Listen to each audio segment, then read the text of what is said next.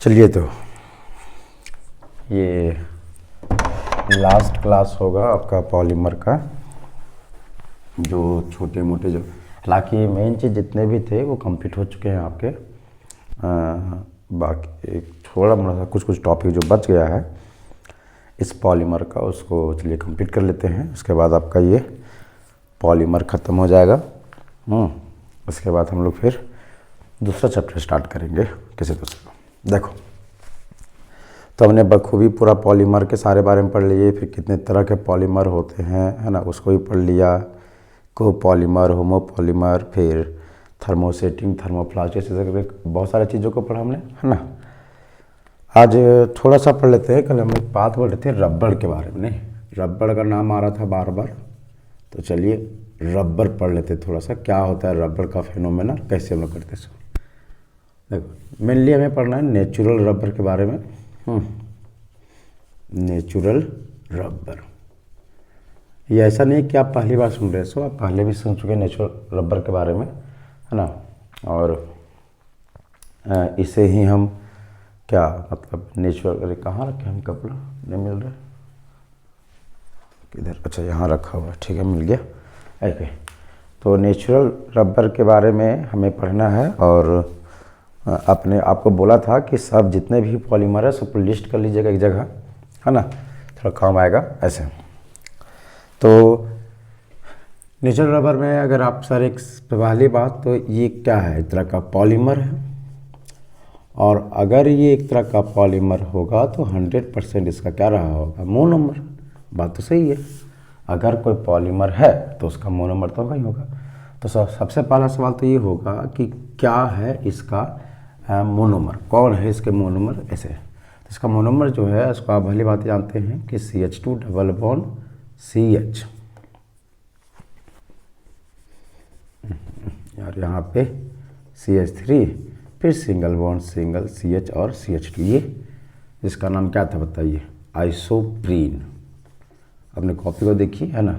और ये जब आइसोप्रीन ही लेवल 2 में करवाए होंगे इसको, देखो ये डबल बॉन्ड टूटा यहाँ से यहाँ, ये जुटा यहाँ यहाँ, तो ये तो चला जाएगा आगे, ये भी चला जाएगा आगे, यहाँ पे डबल बॉन्ड बन जाएगा, क्या होता CH2C CH3 double bond CH और CH2 और हॉल क्या N, और इसे ही आप क्या बोलते थे, नेचुरल रबड़।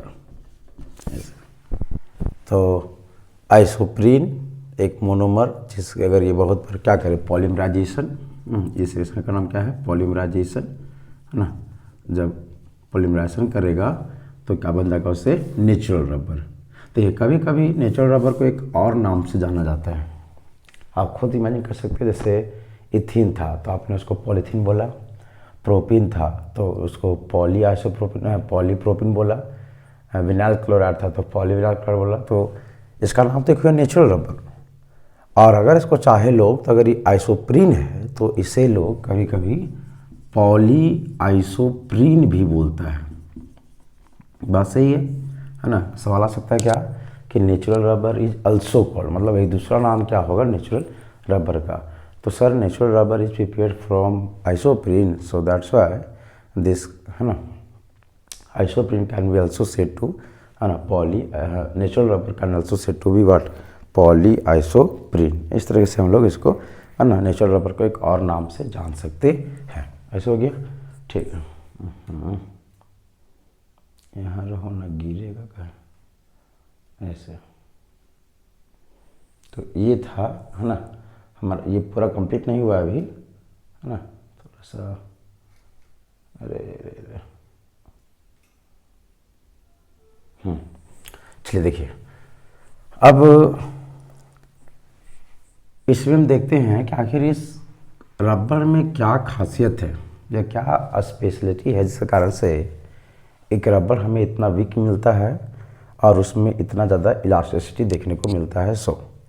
और अगर रबड़ के बारे में अगर देखिएगा तो इसमें ध्यान दीजिए कि देखो यहाँ पे एक कार्बन कार्बन का डबल बॉन्ड है, नहीं, और एक कार्बन कार्बन का डबल बॉन्ड होना ही इस रबड़ में उसके वीकनेस का, उसके इतना ज़्यादा, है ना, क्या बोलते हैं उसको, इलास्टिसिटी का रीज़न है। कैसे सर बताइए, क्योंकि हम क्या जानते हैं कि दुनिया में जितने भी कार्बन कार्बन डबल बॉन्ड होते हैं उन सभी का अपना एक अरेंजमेंट होता है, या तो सिस में या तो ट्रांस में। ताकि डबल डबल में अगर एक तरफ होगा तो सिस होगा, अपोजिट है तो ट्रांस होगा, ऐसे। तो ये रबर में अगर कार्बन कार्बन डबल बॉन्ड है तो इसका मतलब 100% इसका भी अरेंजमेंट या तो सिस होगा या तो ट्रांस होगा। तो एक काम करते हैं, हम रबर को यहाँ बनाते हैं और आप खुद पहचानने की कोशिश कीजिएगा कि जो रबर है वो सिस में है कि ट्रांस में। देखो कैसे बना रहे हैं, सी और सी, तो सी डबल बॉन्ड सी, इसमें एक तरफ है CH3, ओके, एक तरफ क्या चाहिए CH2, तो CH2 ऐसे सिंगल बॉन्ड। फिर इस सी में एक तरफ है H, इधर क्या है CH2, फिर ये CH2 जुड़ेगा C, फिर CH3 डबल बॉन्ड CH, फिर यहाँ पे CH2, फिर C, फिर CH3, फिर डबल बॉन्ड CH, फिर CH2, फिर C, फिर CH3 double bond CH, CH2, ऐसे करके ये लगातार वैसे बढ़ते चलेगा। यही आपका क्या है रबड़। ऐसे क्या क्या सर आपने, कुछ नहीं, बस जो रबड़ था उसको हमने फैला के थोड़ा दिखाया है। इसका कहीं पॉलीमरिक चेन है ना, ये बहुत लंबा चेन है, तो थोड़ा सा हम बड़ा पीस लिए हैं पॉलीमर का ऐसे। और इस तरीके से अरेंज होगा। सर आपने इसे कैसे लिख दिया, क्योंकि कार्बन कार्बन डबल बॉन्ड है, तो कार्बन कार्बन डबल बॉन्ड है भैया, तो उसको या तो sp2 में हाइब्रिडाइज करना पड़ेगा ना, तो ट्रायंगुलर बनेगा, तो मतलब होगा तो या तो सीस बनेगा तो ट्रांस, तो हमने ऐसे बना दिया इसको। अब इसको अगर आप ध्यान दीजिए, सीस है कि ट्रांस, कैसे, तो sir carbon carbon double bond के अलोंग अगर दो एक ही चीज़ सेम साइड होता है तो उसको सीस बोलते हैं, अगर तो एक ही चीज़ अपोजिट साइड होता है तो क्या बोलते हैं ट्रांस। तो उसी स्ट्रक्चर में हमें देखना पड़ेगा कि कौन से सेम चीज़, अगर सेम साइड है तो सीस बोला जाएगा, अगर अपोजिट है तो ट्रांस बोला जाएगा। जबकि हम भला के देख रहे कि सर ये CH2, ये भी CH2, ये भी CH2, सर देखिए ये CH2 क्या है, सेम साइड है नहीं, और अगर ये सेम साइड है तो मतलब ये क्या होगा आपका सिस फॉर्म, मतलब जितने भी रबड़ होते हैं वो क्या होते हैं सिस फॉर्म में। ऐसे ये भी एक सवाल है ना, हालांकि एग्जाम में जाके तो नहीं पूछ सकता, लेकिन हाँ एक अच्छा सवाल माना जा सकता है कि जो रबड़ होते हैं उनका फॉर्म क्या होता है, मतलब उसका डबल बॉन्ड का अरेंजमेंट क्या होता है, हाँ सिस में कि ट्रांस में कि सिस ट्रांस दोनों में से। तो सर जो रबड़ होते हैं उनका जो अरेंजमेंट होता है क्या होता है आपका सिस फॉर्म में। कैसे सिस जान गए, क्योंकि सेमी ग्रुप एक ही साइड है ना, दोनों सेम साइड हैं, तो इसी कारण से उसको क्या बोला जा रहा है सिस बोला जा रहा है। ठीक है, इससे क्या हुआ सर, इससे क्या हुआ देखिए, क्यों इसको बताया सर, अगर आप इसको नोटिस कीजिए यहाँ पे देखो, तो इस अरेंजमेंट के कारण से आप यहाँ देखो, यहाँ देखो, यहाँ यहाँ यहाँ इधर देखो, इस वाले एरिया में आप क्या नोटिस करोगे कि सर इसमें काफ़ी ज़्यादा गैप रह जा रहा है। नहीं देखो, अगर इसमें फिर से चेन लाया जाए रबड़ का तो यही बीच बीच में बहुत ज़्यादा गैप नहीं रह जा रहा है, इस गैप। और बताइए किसी भी अरेंजमेंट में बहुत ज़्यादा गैप रह जाए, बहुत ज़्यादा खाली जगह रह जाए, तो क्या उसको ये बहुत सुंदर सा सॉलिड बन सकेगा? नहीं। आपने बखूबी सॉलिड स्टेट नाम चैप्टर में अगर कहीं सुना होगा, या तो आपने कहा कि जो सॉलिड में जितना भरा पड़ा रहे समझिए वो उतना अच्छा सॉलिड है, और जिस सॉलिड में जितना खाली है, जितना मतलब उसमें मतलब उसके में खालीपन है, जिसको आप वॉइड बोलते हैं हम लोग, है ना, तो समझिए वो क्या है उतना ही खराब सॉलिड, मतलब उतना ही वीक होगा। ऐसे आप देख लीजिए, नहीं मतलब आप जैसे पुआल वाल को देखते होंगे, पुआल में अगर ऐसे छोड़ दीजिएगा तो वो सॉफ्ट रहता है, क्योंकि उसके बीच में गैप रहता है। अगर उसी पुआल को पूरा बांध दीजिए टाइट से तो वो पूरा टाइट हो जाता है, क्योंकि गैप जितना कम होगा उतना वो टाइट होगा, गैप जितना ज़्यादा उतना ज़्यादा वो क्या होगा वीक होगा। तो रबड़ में डबल बॉन्ड के होने के कारण से ये बीच में क्या हो जाता है, गैप रह जाता है, और इसके बीच में गैप रहने के कारण से आपका जो रबड़ है वो अब है ना उतना स्ट्रॉन्ग नहीं रह पाएगा जितना कि बाकी के सॉलिड रहते हैं। क्लियर है? ऐसे तो इसी कारण से आपका जो भी रबड़ मिलता है या आप जो भी रबड़ देखते हैं वो उतना ज़्यादा स्ट्रॉन्ग नहीं होता है जितना बाकी और सॉलिड होते हैं। ऐसे तो ये रीज़न होता है कि कार्बन का डबल बॉन्ड होना ही एक रबड़ को क्या करता है ना, क्या बोलते हैं उसको, मतलब कि वीक बनाता है, और मतलब उसको क्या होता है इलास्टिसिटी, या तो हम लोग बड़ी नॉर्मली इसको सॉफ्ट बन के मोड़ सकते हैं, सॉफ्ट हो जाता है ऐसे। तो यहाँ के स्ट्रक्चर से हमने क्या सीखने को मिला कि अगर मान लीजिए अगर हमें कभी लैब में अगर हमें रबड़ बनाने का मन करे, मान लीजिए सिंथेटिक रबड़ बनाना चाहते हैं हम सिंथेटिक रबर मतलब समझ में आ रहा है, लैब में बनाया गया रबर नहीं। तो रबर बनाने में हमें किन बातों को ध्यान रखना पड़ेगा? सर हमें रखना पड़ेगा ध्यान किन बातों का कि रबर बनाना है तो बहुत ज़्यादा स्ट्रॉन्ग नहीं होना चाहिए, बिल्कुल सही बात। और अगर बहुत ज़्यादा स्ट्रॉन्ग नहीं होना चाहिए तो क्या वीक होना चाहिए। और वीक कैसे बनेगा? जब उसमें गैप होगा तब। और गैप कैसे आएगा? जब उसमें कार्बन कार्बन डबल बॉन्ड होगा तब। मतलब अगर आपको रबर बनाने का इच्छा है या आप चाहते हैं कि हम रबर बनाएं, तो रबर का बनना तभी पॉसिबल है जब आपकी है ना जो पॉलीमर बने, जो आप मोनोमर से जब पॉलीमर बनाएं तो उस पॉलीमर में है ना क्या होना चाहिए? डबल बॉन्ड, है ना। याद रखिएगा पॉलीमर के पास होना चाहिए, मोनोमर के पास तो सबके पास होवे करता है।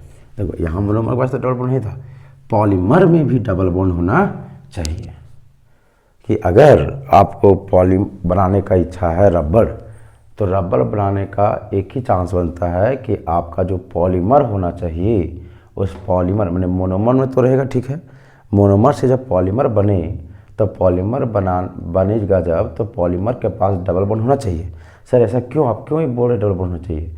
डबल बॉन्ड इसलिए होना चाहिए क्योंकि डबल बॉन्ड अगर होगा तो वो सिस होगा, और अगर वो सिस होगा तो बीच में गैप होगा, और बीच में अगर गैप होगा तो वीक होगा ऐसे। और क्योंकि आप तो चाहते ही हैं कि वीक बनाया जाए, कैसे हम चाहते हैं? ऐसा क्योंकि आप रबर बनाना चाह रहे हैं, रबर बनाने का मतलब है कि आप वीक चीज़ चाहते हैं ऐसे। तो इस बात का हमेशा ध्यान रखिएगा ऐसे।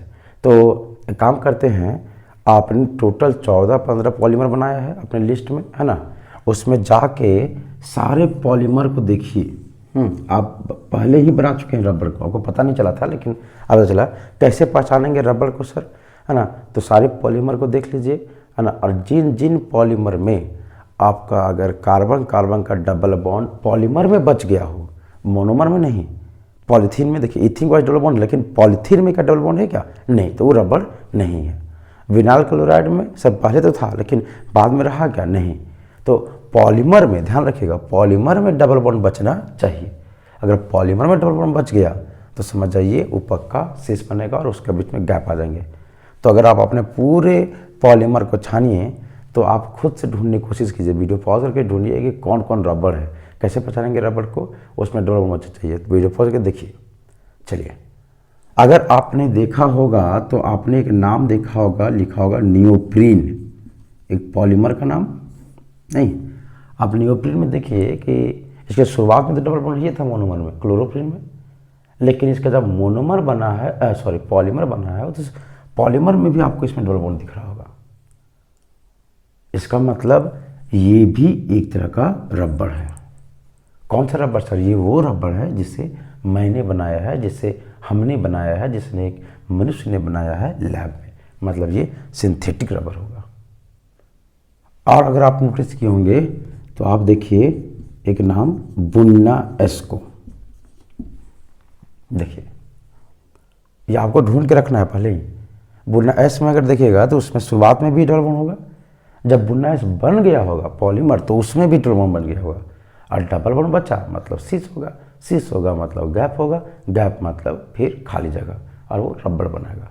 और सिमिलरली वहाँ पे एक और नाम होगा बुन्ना एन, ये नाम तीन नहीं, ये तीन नाम आपको बखूबी दिख रहा होगा आपके नोट्स में, है ना, जो कि आप देख रहे होंगे कि ये तीनों में क्या खासियत है कि तीनों एक ऐसे पॉलीमर है सर जिसके पॉलीमर में डबल बॉन्ड है, और पॉलीमर में डबल बॉन्ड का मतलब उसमें वीक होना, और वीक होने का मतलब वो समझिए कैटेगरी जाएगा रबर में, मतलब दिज ऑल थ्रीज आर, ये सब के सब एक तरह के क्या हैं?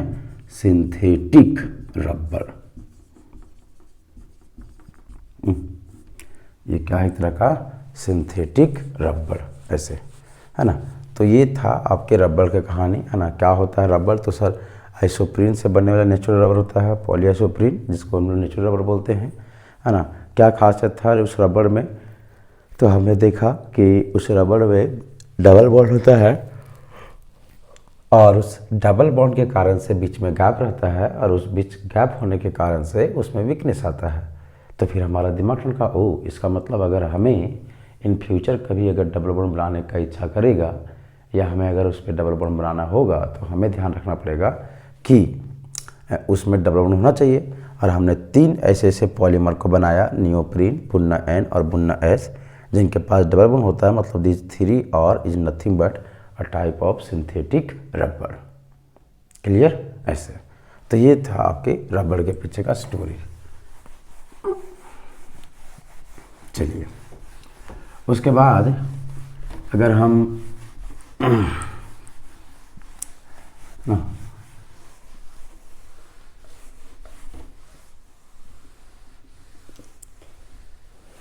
चलिए ठीक है, अब रबर में थोड़ा सा एक और टॉपिक दे लेते हैं। जैसे देखिए क्या कि रबर में हमने क्या देखा कि आपने देखा होगा कि रबर सर है ना, आपको टायर ट्यूब वगैरह सब में रबर ही होता है। आप जो इरेजर यूज़ करते हैं उसमें भी रबर होता है। तो क्या सभी रबर एक जैसा है? नहीं, ऐसा तो नहीं है। तो एक्चुअली क्या था कि हम लोगों ने रबर का यूज बहुत ही मात्रा में, बहुत ही अच्छे पैमाने में देखा कि ये रबर तो बहुत अच्छा चीज़ है ऐसे, क्योंकि इससे हमने टायर ट्यूब बना सकता था। मतलब एक वैसी चीज़ जो ज़्यादा टिकाऊ हो और कंप्रेस भी हो सके, फैल भी सके, नहीं मतलब सब तरह का उसमें कंप्रेसिबिलिटी में दब भी सके, मतलब वो ज़्यादा टूटने फूटने डर है। क्योंकि आप देख लीजिए कि बॉल अगर मान लीजिए कॉस्को बॉल जो एक चिपकता है नहीं, कंप्रेसिबल है, और एक हार्ड बॉल, तो आप देखिएगा कि उसको बार बार हीट किया जाए किसी एक पार्टिकुलर प्लेस पे तो हार्ड वाला बॉल जल्दी टूट जाता है, लेकिन सॉफ्ट वाला बॉल जल्दी टूटता नहीं, क्योंकि वो कंप्रेस होकर उसके जो कॉलिजन वाले एनर्जी तो उसको एब्जॉर्ब कर लेता है ऐसे। तो गाड़ी उड़ी में इसका देखा गया कि नहीं, तो इसका मतलब टायर ट्यूब वगैरह इस समय तो बड़ा यूज़ किया सकता है इसको बनाने में, व्हील वगैरह बनाने में, क्योंकि वो एयर को भी भरना था ताकि एयर कंप्रेस हो सकता है ना, फैल सकता है ऐसे करके। तो उसके लिए तो चाहिए ना कि ऐसा चीज़ की जो उसको एयर को मतलब उसके अनुसार से उसको फैले ले। तो हमें चाहिए था एक स्ट्रेचेबल है ना, जो स्ट्रेच हो सके है ना, और कंप्रेसिबल भी ऐसे करके। तो हम हार्ड चीज़ तो यूज़ नहीं कर सकते थे, हमें तो उसके लिए चाहिए कंप्रेसिबल चीज़, मतलब फैल जाए, और उसमें से कौन आता है? रबड़। लेकिन रबड़ का यूज़ करने में हमें क्या दिक्कतें आ रही थी कि अगर हम नेचुरल रबर यूज करते हैं तो सर नेचुरल रबर उतना स्ट्रॉन्ग होता है क्या? नहीं। और अगर वो उतना स्ट्रॉन्ग नहीं है तो हम उसका भला यूज कैसे कर सकते हैं बताओ, टायर ट्यूब में बनाने में? तो लोगों ने बोला कि काम कीजिए, तब रबड़ को बनाया जाए लैब में ऐसे।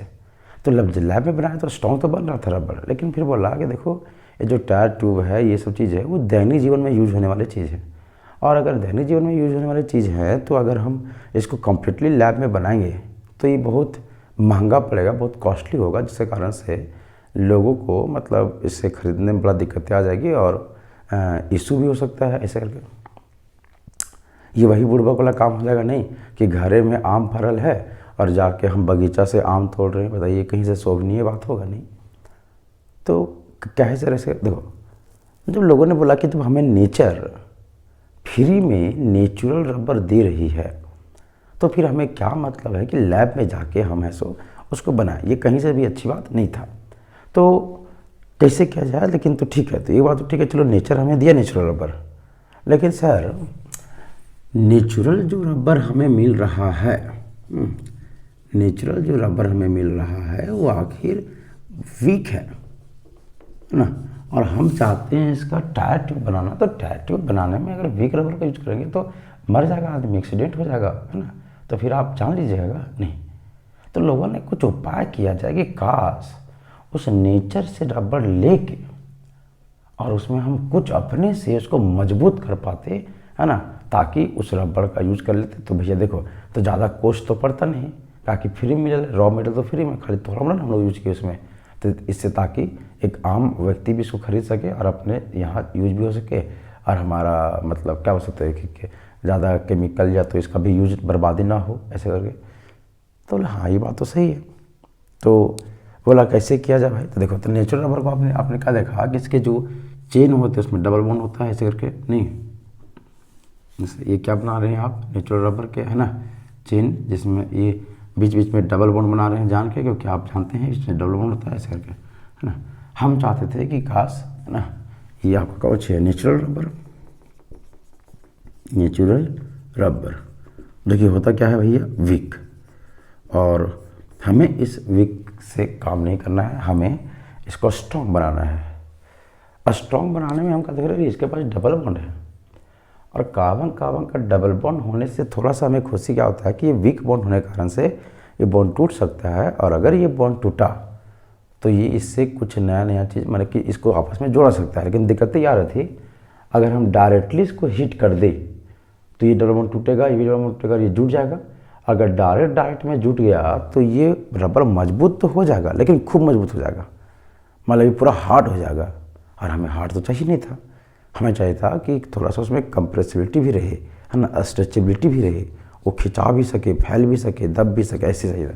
मतलब कि इसके बीच का गैप जो है वो ख़त्म होना नहीं चाहिए था।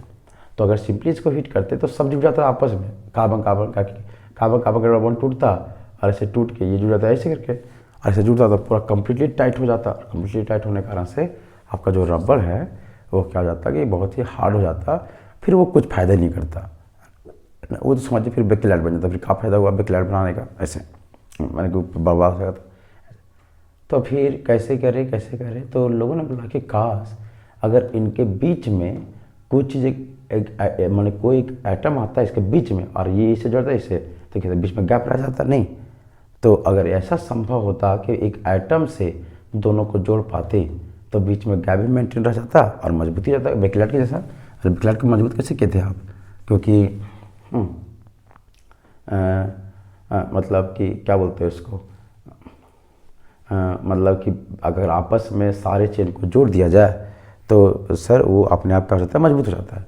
तो इसको मजबूत करने के पीछे बस खाली क्या होता है कि काश इन दोनों सबको चेन को आपस में जोड़ ले पाते। अगर इन लोग सबके सब आपस में जुड़ जाते तो मजबूत हो जाएगा।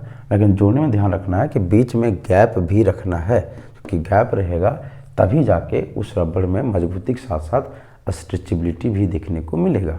ये कहानी मेरे पास था। तो कैसे किया जाए इसको और कैसे करेंगे सो देखिए। तो अब रहा कि कैसे किया जाए देखो। और इसका सॉल्यूशन हमें कहाँ देखने को मिला कि हमारे अपने ही बालों में, जैसे हमारा जो हेयर होता है उसमें अगर आप देखेंगे तो जो ह्यूमन हेयर होता है ना, उसमें अगर आप ध्यान दीजिए तो सर उसमें आप सुनेंगे कि प्रोटीन होता है ना, जिसका नाम केराटिन है। ऐसे करके ये प्रोटीन के चिन्ह है नहीं ऐसे। और प्रोटीन का एग्जाम्पल क्यों ले रहे हैं सर, क्योंकि protein are also a natural polymer, ठीक है ऐसे। और रबर भी एक नेचुरल पॉलीमर है ऐसे। और आपने क्या देखा कि लोगों का जो बाल होते हैं वो सबके एक जैसे बाल होते हैं क्या, नहीं। किसी का बाल स्ट्रेट होता है तो किसी का बाल कर्ली होता है ऐसे। तो उनके पीछे का रीज़न देखा गया कि आखिर क्यों किसी का बाल स्ट्रेट होता है और क्यों किसी का बाल कर्ली होता है इसे। तो कैसे जाना गया या कैसे पता चला, देखो जब इसके बारे में स्टडी किया गया तो देखो क्या होता है कि मेनली जो हमारे हेयर के जो चेन होते हैं, किसी भी बाल का मोड़ा हुआ कितना स्ट्रेट होगा वो डिपेंड करता है उसमें प्रेजेंट सल्फर से, कि हमारे बालों में कौन प्रेजेंट होता है, सल्फर। और सल्फर का एटॉमिक नंबर कितना है, 16, 2, 8, 6। देखिए इसका वैलेंसी 2 है, मतलब सल्फर डबल बन सकता है। देखो तो होता क्या है कि हमारे बालों में प्रेजेंट होता है सल्फर, और ये सल्फर क्या करता है कि बालों के केराटिन चेन को आपस में जोड़े रहता है। और जितना ज़्यादा सल्फर होगा हमारे बालों में उतना ही ज़्यादा आपका प्रोटीन का चेन आपस में उलझा पड़ा रहेगा, जुड़ा रहेगा, और उतना ज़्यादा आपका बाल क्या होता है, कर्ली होता है, मतलब मुड़ा हुआ दिखता है ऐसे। और जिसके बाल में जितना कम होगा सल्फर, मतलब उसका बाल उतना ही स्ट्रेट होगा, क्योंकि वहाँ बैंडिंग होने के चांस नहीं है ऐसे। ये होता है हमारे एक किसी भी हेयर का फिनोमेना ऐसे। तो लोगों ने बोला अरे मतलब यहाँ पे बाल में जो प्रोटीन है वो क्या है, आपका एक नेचुरल पॉलीमर, और इन दोनों का जोड़ने का काम कौन कर रहा है, सल्फर। इसका मतलब अगर हम यहाँ भी सल्फर डाल दें तो क्या पता कि सल्फर भी इन सबको जोड़ दे।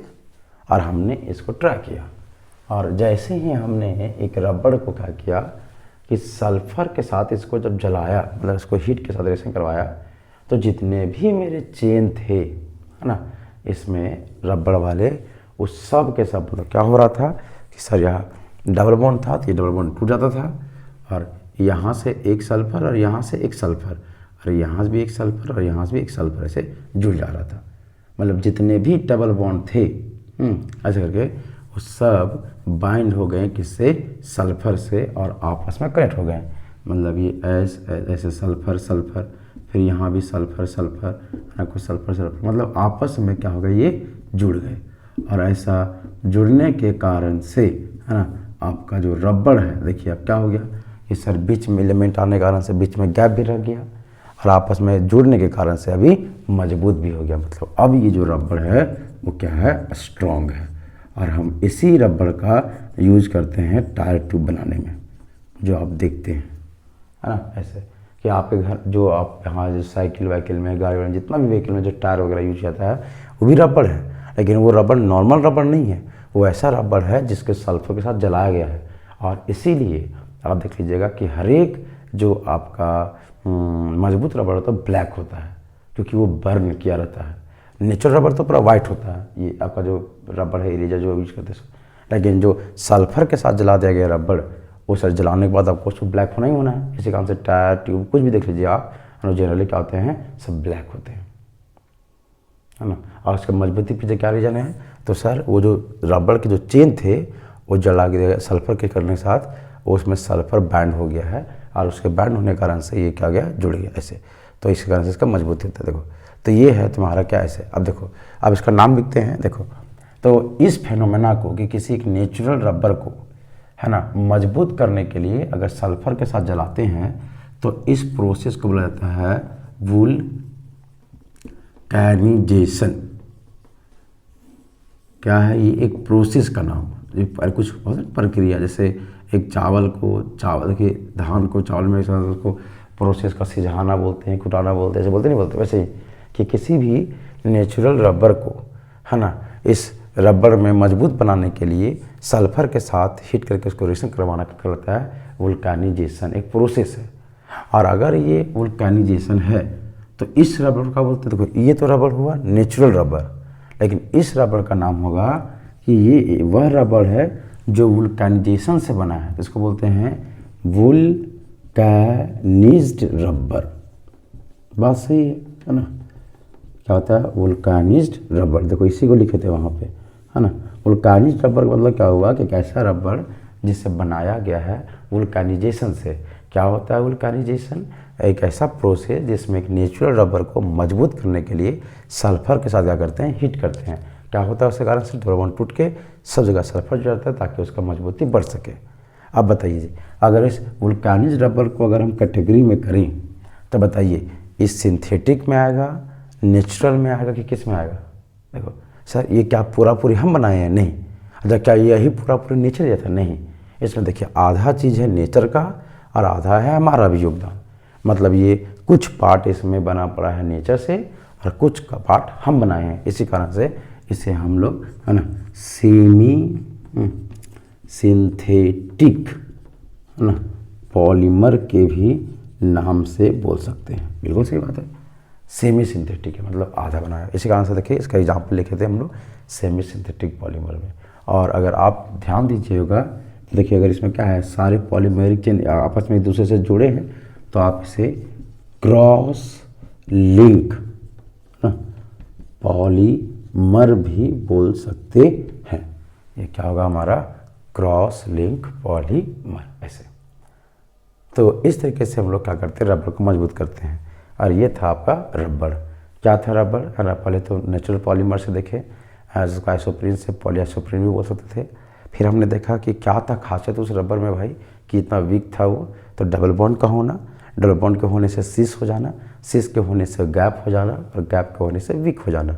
तो इससे हमारा दिमाग ठनका कि ओ मतलब whenever we require to form a rubber, है ना, हमें ध्यान रखना पड़ेगा कि हमारे पॉलीमर में डबल बॉन्ड होना चाहिए। मतलब अगर तुमको बहुत सारा कंपाउंड दे दे और उसमें तुमको पूछे छांटो कौन है इसमें रबर, तो क्या करना, कुछ नहीं, देखना है कौन से पॉलीमर में डबल बॉन्ड है। जिस भी पॉलीमर में डबल बॉन्ड होगा मतलब समझिए वो रबर होगा। और इस तरीके से हमने 3 नाम सीखा, नियोप्रीन, बुन्ना एन और buna S. This 3 are also a rubber, है ना, हमने खुद पहचान लिया और वो सबको हमने बनाया, इस कारण से वो सिंथेटिक रबर होंगे। क्लियर ऐसे। फिर हमने इस रबर का यूज देखा कि कहाँ इसका यूज होना चाहिए। तो सर इसका दैनिक जीवन में टायर ट्यूब बनाने में यूज है, लेकिन टायर ट्यूब बनाने में एक दिक्कत आती है कि सर वो रबर को मजबूत चाहिए होगा हमें, और हमारा नेचुरल रबर तो उतना मजबूत था नहीं। तो फिर हमने उसमें एक प्रोसेस किया वुल्केनाइजेशन, ताकि वो सारे के सारे सल्फर से जुड़ गए और उससे करके बना हमारा एक नया रबर जिसको हमने नाम दिया वुल्केनाइज रबर। और वो सर पूरा हमारा नहीं था और पूरा नेचर का भी नहीं था, तो उसे हमने कैटेगरी में रखा सेमी सिंथेटिक पॉलीमर में। बात क्लियर है ऐसे। तो ये था आपका पूरा रबर। उम्मीद करते हैं रबर के बारे में आपके सब चीज़ क्लियर हो चुके होंगे, है ना, क्या था रबर, है ना। और आप जब देखोगे, है ना, कहीं भी जैसे आप टायर ट्यूब में जो आप ट्यूब जो यूज करते हो बांधने में, उसको देखना हमेशा वो ब्लैक है, और ब्लैक है इसका मतलब क्लियर हो गया, ओ मतलब वो कोई आम रबर नहीं है, वो रबर पेड़ वाला ही है, बस उसमें थोड़ा सा हम सल्फर के साथ उसको क्या किए हैं, है ना, जला दिए हैं, उसको वुल्केनाइजेशन में कन्वर्ट कर दिया गया है। ऐसे इस तरीके से हमारा, है ना, रबर होता है समाप्त। चलिए उसके बाद, है ना, एक थोड़ा सा, है ना, पॉलीथीन के बारे में पढ़ लेते हैं, है ना। पॉलीथीन भी थोड़ा आता है। देखिए इसका हम लोग, है ना, मैकेनिज्म ऑलरेडी पढ़ चुके कैसे बनता है, सो, है ना। बस इसमें थोड़ा आता है कि इसमें क्या होता है, एक तरह का पर ऑक्साइड हम लोग यूज कर देते हैं, है ना। जैसे आपने क्या देखा था कि इथीन जब बहुत बार मिलता है तो इससे क्या बनता है, ये टूटा तो क्या बना, CH2 और CH2 और हॉल क्या, N। तो ये मेरा क्या है, इथीन, इसी का नाम क्या है, पॉलीथीन, ठीक है ऐसे। और इसमें जो यूज होता है वो क्या होता है, पेरोक्साइड, कि पेरोक्साइड के यूज होने से ये बनता है। क्यों सर, देखो पेरोक्साइड का पॉलीमर जानते हैं आप, ROOR होता है, ये टूटा हाफ में क्या बनेगा, RO पे रेडिकल और RO पे रेडिकल, और एक रेडिकल के बनने के कारण से अब जो आपका इथीन होगा, है ना, वो भी आगे बढ़ेगा, और RO CH2 पर रेडिकल ऐसे करके ये आगे बढ़ते जाएगा ऐसे। तो इसको शुरुआत करने के लिए हम लोग क्या करते हैं, पेरोक्साइड यूज करते हैं ऐसे करके, है ना। बहुत सारे पेरोक्साइड है ऐसे।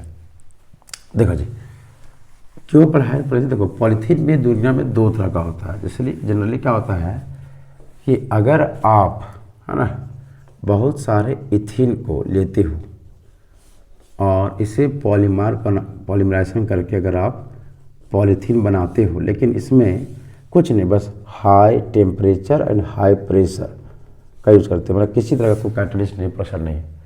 तो यहाँ पे जो पॉलीथीन बनता है ना, वो पॉलीथीन जो बनता है उसमें काफ़ी ज़्यादा ब्रांच आ जाते हैं ऐसे।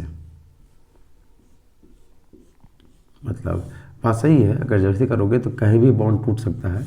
मतलब इस यहाँ का जो पॉलीथीन बनेगा, है ना, उसके पास क्या होगा, हैवी, है ना, लार्ज नंबर ऑफ क्या होगा, ब्रांच होगा। अच्छा, लार्ज नंबर ऑफ ब्रांच होने के कारण से क्या होगा बताइए, तो क्या बहुत ज़्यादा टाइट हो पाएगा, नहीं सर, ये क्या जाएगा, वीक रहेगा ऐसे। तो अगर आपको मान लीजिए वैसा कोई प्लास्टिक चाहिए, जैसे कुछ सॉफ्ट चीज़ बनाना है, जैसे प्लास्टिक बनाना है, प्लास्टिक झोला वाला बनाने वाला, या बच्चा को खेलने वाला जो खिलौना वाला होता है जो सॉफ्ट होता है, उसको कपड़े करके, तो आप इस वाले पॉलीथीन से बना सकते हैं, क्योंकि यहाँ के पॉलीथीन में ब्रांच होने के कारण से बहुत ज़्यादा टाइटली पैक नहीं होगा, इसके कारण से वो सॉफ्ट होगा। लेकिन अगर हमें उस प्लास्टिक का बनाना है कुर्सी, अगर उस प्लास्टिक का बनाना है बकेट, जग, जिससे हम, ताकि प्लास्टिक आप जान नहीं सकते कितना चीप होता है, सस्ता होता है नहीं, और वो बहुत हल्का भी होता है। तो सर ये नॉर्मल पॉलीथीन से बना सकते हैं, क्योंकि हमको अगर कुर्सी चाहिए, हमें अगर टेबल चाहिए, ये सब चाहिए, तो उसके लिए पॉलीथीन को बड़ा हार्ड होना पड़ेगा। और हार्ड कैसे होगा भैया, तब बोलेगा सर एक काम कीजिए, पॉलीथीन का बेकलैट का बना दीजिए। बेकलैट तो बहुत हार्ड होता है, लेकिन नहीं, बेकलैट का बनाने से दिक्कतें ये हो जाएगी कि अगर आप कुर्सी मान लीजिए बेकलैट से बना देते हैं, तो कुर्सी बनने का तो बन जाएगा, लेकिन ये सब ऐसा चीज़ है कि दैनिक जीवन में हर घर यूज होता है और कहीं भी टूटते फूटते रहता है। नहीं, अगर मान लीजिए, है ना, कि कोई कहीं लड़ाई हो गई, हो गया, तो सर बेकलैट को हम रीयूज नहीं कर सकते हैं, है ना, वो बर्बाद तो बर्बाद। तो मान लीजिए पॉल्यूशन बहुत ज़्यादा ना कर देगा, तो हमें ऐसा चीज़ चाहिए था कि ऐसा चीज़ बनाए जो टब भी रहे, और अगर गलती से टूट जाए तो हम उसको वापस बेच भी सके, है ना, खरीदारी भी, मतलब उसको रीयूज किया जा सके, ताकि पॉल्यूशन में कमी आए ऐसे। तो इसके लिए बस एक ही उपाय था कि ये जो पॉलीथीन बनाया जाए, पॉलीथीन हो सकता है ऐसा, तो ये जो पॉलीथीन बनाया जाए, इस पॉलीथीन में कहीं भी, मतलब अगर काश ऐसा हो पाता कि हमारा जो इथिन होता है ना, और इससे जो मेरा पॉलीथीन बनता, तो यहाँ के पॉलीथीन में काश कोई ब्रांच ना आए। अगर ऐसा संभव था तो मज़ा आता। क्यों? ये देखिए कि अगर कोई ब्रांच नहीं होता तो ये पूरा चिपका रहता, और सारे के चिपकने के कारण से क्या होता है, वो हार्ड होता। और अगर हमको कभी मान लो टूट गया तो हम इसको यूज करना होगा। कैसे करेंगे भाई? देखो जैसे हीट करेंगे तो सारे चेन फैलने लगेंगे, सारा चेन अगर फैल गया तो फिर ये क्या हो जाएगा, सॉफ्ट हो जाएगा और इसको हम रीयूज कर सकते हैं। बात समझ में आ रहा है क्या? ऐसे मतलब कि इस तरीके से हम लोग इसका यूज़ कर सकते हैं।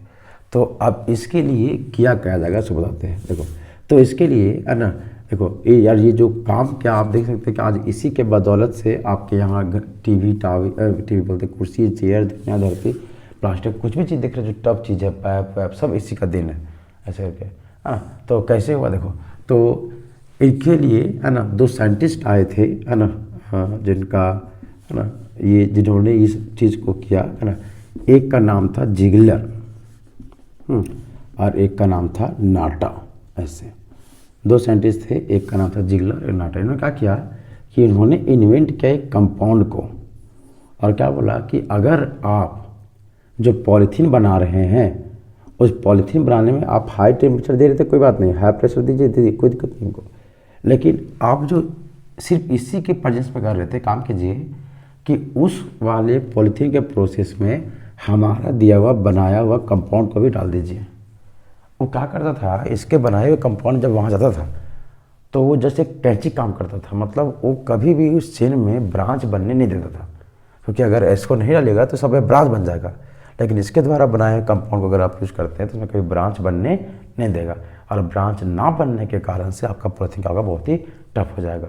तो भैया और इस काम के लिए तो इनको नोबेल प्राइज़ तक मिला, क्योंकि आप समझ सकते हैं कि आज आपके घर में कितना ज़्यादा प्लास्टिक का यूज हो रहा है, नहीं कितना आसान कर दिया इन लोगों ने, है ना, कि आप पॉलीथीन कहीं भी बकेट ले जाते हैं, पिकनिक गए, चेयर कुर्सी, दुनिया धरती, शादी ब्याह सब जगह यूज होता है। तो कहीं ना कहीं ये इवोल्यूशन तो लाया ही लाया। तो भैया अगर इतना बड़ा आप कुछ काम कीजिएगा जिसका एक आम जिंदगी में भी यूज होने लगे तो आपको तो नोबेल मिलना ही चाहिए, और ऑफकोर्स इसे मिला भी इनको, है ना ऐसे।